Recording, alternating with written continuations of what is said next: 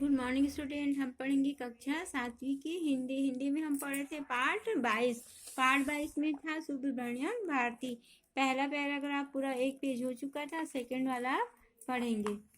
अपने साथ देश प्रेम की भावना सुलगाए देशभक्त कवि भारती 4 वर्ष बाद बनारस से घर लौटे। जीविका के लिए वे चेन्नई तत्कालीन मद्रास में प्रसिद्ध तमिल दैनिक स्वदेश मित्रन में सहायक संपादक की हैसियत से नौकरी करने लगे, जिसके संस्थापक थे महान नेताजी सुब्रमण्यम अय्यर। अपने गीतों के माध्यम से भारतीय लोगों के हृदय में राष्ट्रीयता की भावना जगाने लगे। जंगल की आग की तरह फैलते फैलते एक गीत शीघ्र ही राज्य के अधिकतम व्यक्तियों के हृदय तक पहुंच गए।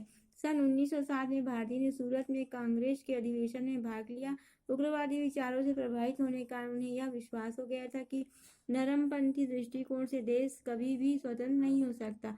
उनके मन में बाल गंगाधर तिलक और बिपिन चंद्र पाल के प्रति बहुत सम्मान उत्पन्न हो गया। वे लोग क्रांतिकारियों की तरह भारत की स्वाधीनता के लिए संघर्ष करने को तत्पर थे। उन्हें लगा कि स्थिति क्रांतिकारी मोड़ लेना चाहती है। भारती का देशभक्तिपूर्ण लेखन बहुत शक्तिशाली होता जा रहा था, फिर भी कोई उसे छापने को तैयार नहीं था। लोग सरकार के क्रोध से डरते थे, यहाँ तक कि स्वदेश मित्रन के संपादक ने भी उनके दृढ़ उग्रवादी विचारों को छापने से इनकार कर दिया। इसलिए भारती अपने पद से त्यागपत्र दे दिया और सन 1907 में अपना ही इंडिया नामक एक साप्ताहिक निकालने लगे। इसमें वे अपने विचारों को स्वतंत्रता से छापते और जनता उत्सुकता से उन्हें पढ़ती। ब्रिटिश सरकार के विरुद्ध आंदोलन का भड़कता जा रहा था। शासकों ने इसे दबाने के लिए नेताओं आंदोलनकर्ताओं को पकड़ना और जेल में बंद करना शुरू कर दिया। भारती किसी भी दिन अपनी गिरफ्तारी के वारंट का इंतजार कर रहे थे। उनके दोस्त और अनुयायी नहीं चाहते थे कि वे सिखों के बीच बंद हो जाए, इसलिए गिरफ्तारी से बचने की भारतीय सन 1908 में वे पांडिचेरी चले गए। वहां भी ब्रिटिश सरकार ने गुप्तचर उनकी गतिविधियों पर कड़ी नजर रखे हुए थे।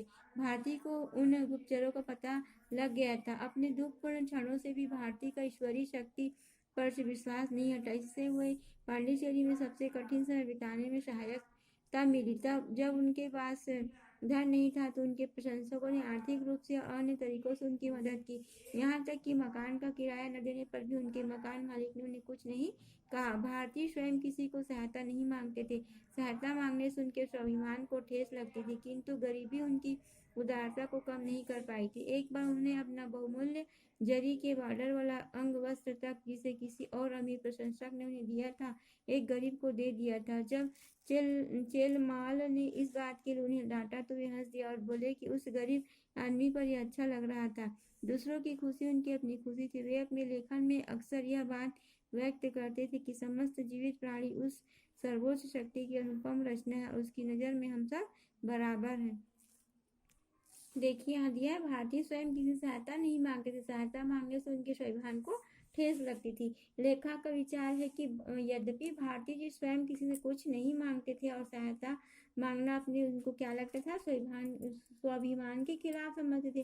किसी के सामने सहायता के लिए हाथ फैलाने से उनकी क्या होती थी, स्वाभिमान को बहुत ठेस पहुंचती थी। परंतु उनका हृदय उदारता से भरा हुआ था। किसका? भारतीयों का। वे गरीबों की स्थिति में भी वे बड़े उदार भाव से दूसरों की वो गरीब होते हुए भी क्या करते थे, दूसरों की मतलब सहायता करते थे और दूसरों की सहायता के लिए सदैव तत्पर रहते थे। लेखक ने यही इस पैराग्राफ में बताया है। और दूसरों की खुशी के लिए उनकी अपनी खुशी थी। लेखक कह रहे हैं कि भारती जी के हृदय में उदारता इस तरह व्याप्त थी कि वे किसी को दुखी नहीं देख सकते थे। वे दूसरे की खुशी में उन्हें अपनी खुशी उनको ना दूसरे की खुशी को देखकर उनको अपनी खुशी मतलब उनकी खुशी को ही अपनी खुशी समझते थे।